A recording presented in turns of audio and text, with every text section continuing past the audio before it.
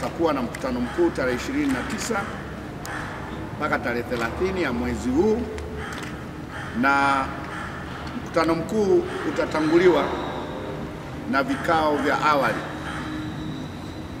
Utatanguliwa na kamati kuu ya Chama cha Mapinduzi itakayofanyika tarehe 26.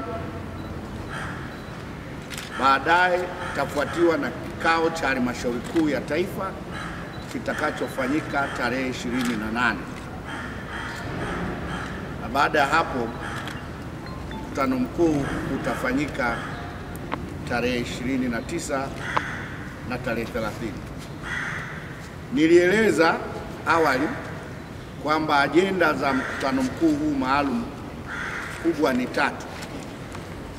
Ya kwanza ni kupokea taarifa ya utekelezaji wa ilani ya uchaguzi kwa serikali zote mbili, serikali ya Jamhuri ya Muungano wa Tanzania katika kipindi sasa cha miaka 5, na taarifa nyingine ni ya serikali ya Zanzibar. Kwa hiyo tutapokea taarifa za miaka 5 za utekelezaji wa ilani za serikali zote mbili. Ajenda ya pili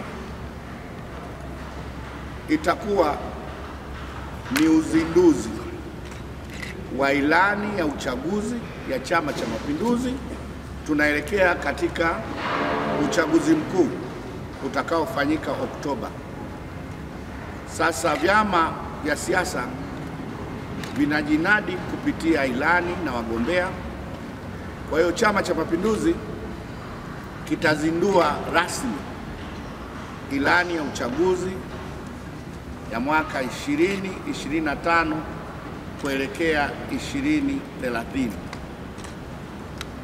Kwa hiyo tutazindua hapa ilani yetu, mambo muhimu ambayo Chama cha Mapinduzi kinakwenda kuyanadi kwa wananchi, na hicho ndio kitendea kazi, na huo ndio mkataba wa chama cha siasa kinapoingia katika kampeni. Kinawaahidi wananchi ili kikichaguliwa, basi ilani hiyo ndio mkataba na wananchi katika kutekeleza ilani hiyo. Ajenda ya 3 itakuwa ni marekebisho madogo tu ya katiba ya Chama cha Mapinduzi, lakini pia kuelekea katika mkutano mkuu kutakuwa na tukio la uwekaji jiwe la msingi la jengo la makao makuu ya Chama cha Mapinduzi. Tukio hilo litafanyika tarehe 28, siku hiyo ambayo kutakuwa na halmashauri kuu ya taifa. Nimewakaribisha wananchi wote waje Dodoma. Maana yake karibuni Dodoma. Yaani habari kubwa itakuwa ni mkutano mkuu wa CCM unaofanyika, ndio habari ya mjini. Kwa hiyo wewe mtu wa Dodoma, mwananchi wa Dodoma, ujanja pia ni kutumia fursa ya mkutano mkuu huu maalum. Uwe bodaboda, maana yake shughuli zako zitakuwa safi.